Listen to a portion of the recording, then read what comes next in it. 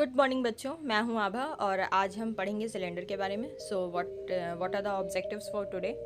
To comprehend concept of cylinder, cylinder के बारे में समझना, and it's volume and surface area, और इसके वॉल्यूम और सरफेस एरिया को जानना। तो हम पहली स्लाइड की तरफ चलते हैं। राइट सर्कुलर सिलेंडर एग्जैक्टली होता क्या है? सॉलिड लाइक सर्कुलर पिलर, जो सर्कुलर पिलर होते हैं, सॉलिड सर्कुलर पिलर होते हैं, या सर्कुलर पाइप्स होते हैं, सर्कुलर पेंसिल्स होती हैं, या मेजरिंग जार्स होते हैं, रोड रोलर्स होते हैं जिनसे रोड फ्लैट करी जाती है, या गैस सिलेंडर होते हैं। ये सब किस शेप में होते हैं? ये सब सिलेंड्रिकल शेप में होते हैं। In mathematics, a right circular cylinder is a solid generated by the revolution of a rectangle. अब ये बहुत इंपॉर्टेंट है। एक रेक्टेंगल को अगर हम उसकी किसी साइड पे रोटेट करा दें, जैसे अगर आप देखें तो ये एक रेक्टेंगल है, देखिए, और इसको हमने क्या किया, इसकी एक साइड पे रोटेट करा दिया, तो क्या बना? एक सॉलिड बन गया। और वो सॉलिड क्या है? वो सॉलिड ही सिलेंडर है। इन mathematical term a right circular cylinder is a solid. ये एक सॉलिड होता है। और कैसे ये बनता है? एक रेक्टेंगल को जब हम उसकी साइड पे रोटेट करा देते हैं तो हमको सिलेंडर मिल जाता है। ओके, कुछ और समझते हैं। Let the rectangle ABCD revolve about it's sides AB। जो अभी मैंने आपको बताया कि अगर ये रेक्टेंगल ABCD है और अगर हम इसकी साइड AB के अराउंड रोटेट कर दें तो हमको एक राइट सर्कुलर सिलेंडर मिल जाता है, जैसा कि फिगर में दिख रहा है। दूसरा पॉइंट क्या कह रहा है?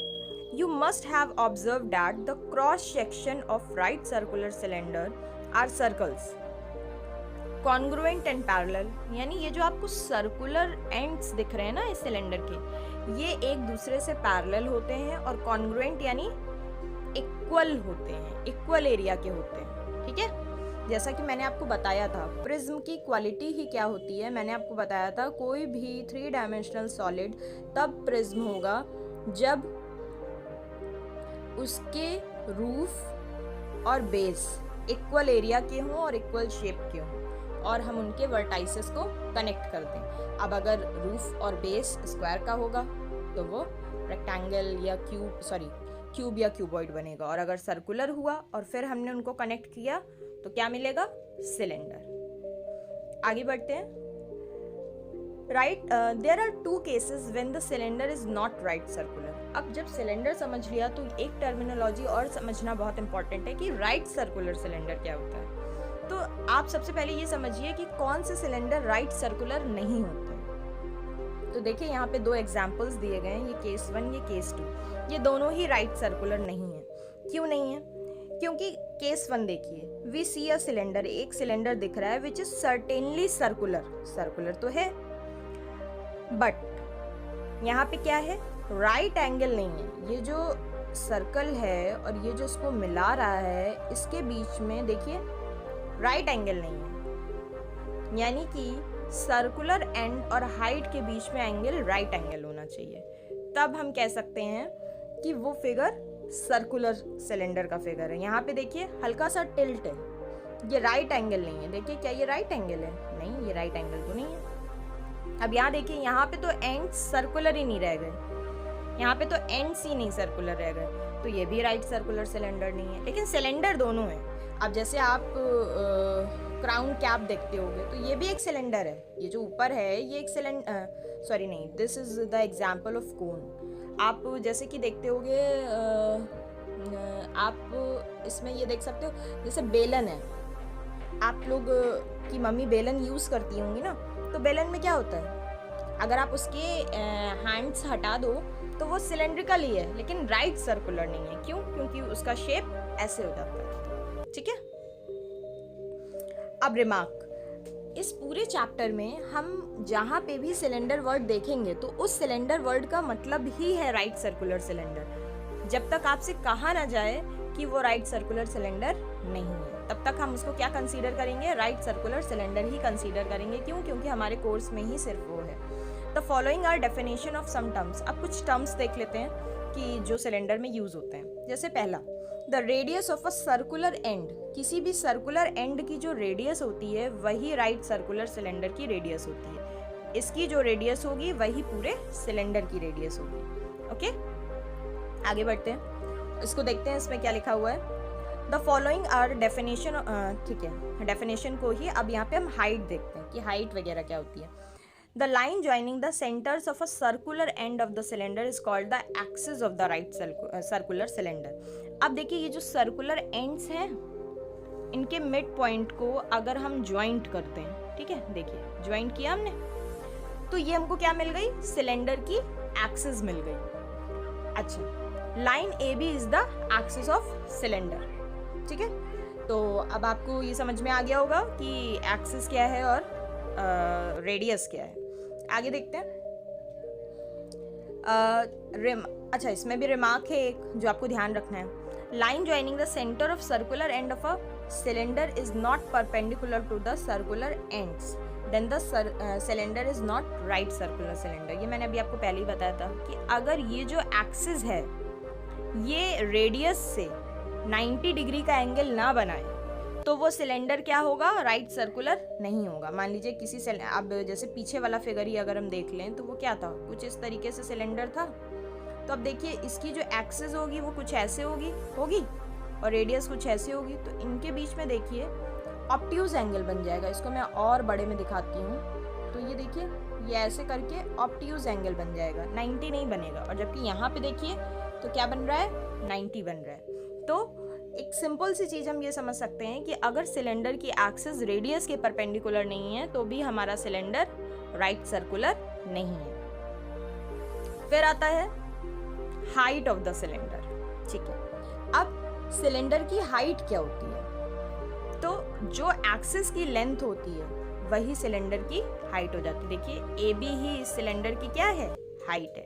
अब कर्व सरफेस एरिया क्या होता है, तो जो लेटरल सरफेस एरिया होता है उसी को हम सिलेंडर में कर्व्ड सरफेस एरिया के नाम से जानते हैं। ये मैंने आपको जब मैं क्यूब और क्यूबॉइड पढ़ा रही थी मैंने तो भी बताया था। क्यों, क्योंकि इसमें ये जो कर्व्ड पोर्शन होता है, ये जो रोल करने पे बनता है, ये पूरा कर्व्ड सरफेस एरिया होता है। ओके, इसमें ये और ये ऐड नहीं होता है, रूफ और बॉटम ऐड नहीं होता है, ठीक है। आगे समझते हैं। अब अगर हमारे पास कोई सिलेंडर है जिसकी रेडियस आर है और हाइट एच है, तो हमने फॉर्मूला क्या पढ़ा था, वॉल्यूम का, यही तो पढ़ा था कि किसी भी प्रिज्म सॉलिड का जो वॉल्यूम होता है वो हमेशा area of base into height होता है, यही होता है। तो अगर ऐसा होता है तो एरिया ऑफ बेस क्या होगा, किसी सर्कुलर एंड का एरिया क्या होगा, ऑब्वियसली पाई आर स्क्वायर होगा, और हाइट हमको पता है एच, तो इसके वॉल्यूम का फॉर्मूला क्या बन गया, pi r square h cubic unit. क्योंकि वॉल्यूम है तो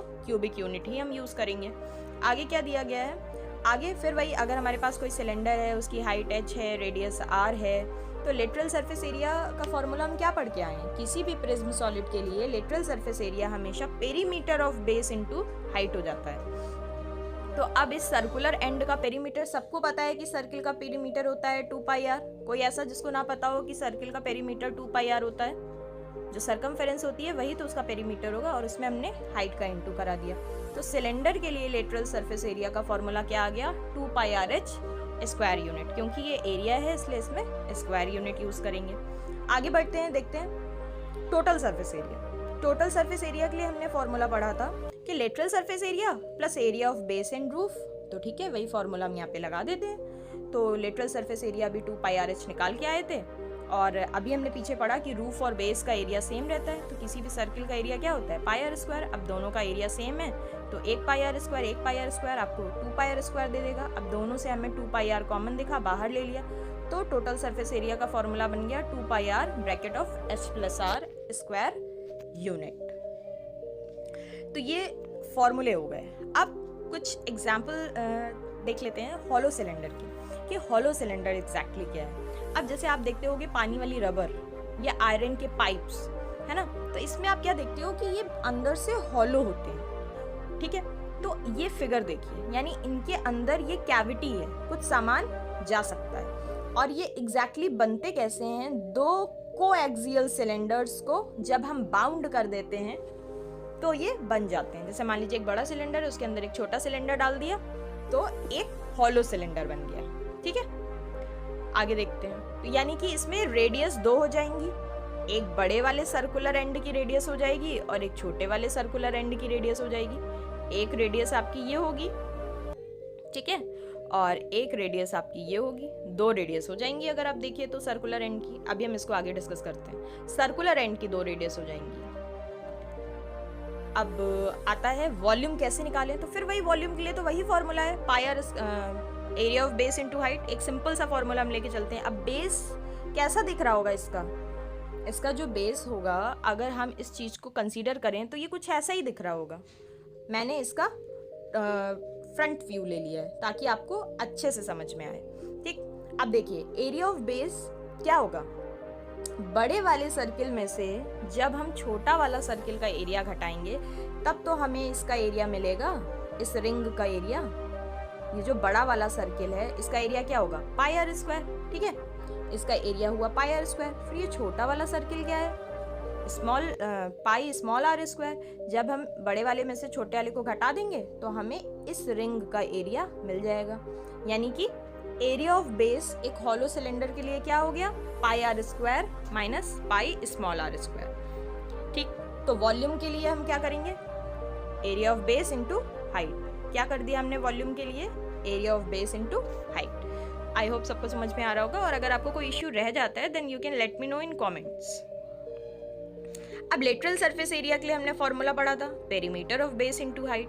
तो पेरीमीटर क्या होगा, अब पेरीमीटर में हम क्या करेंगे, पेरीमीटर देखिए एग्जैक्टली होता है सम ऑफ बाउंड्रीज। तो इसमें माइनस नहीं करेंगे। देखिए एक बाउंड्री ये है एक बाउंड्री, तो 2 पाई कैपिटल आर।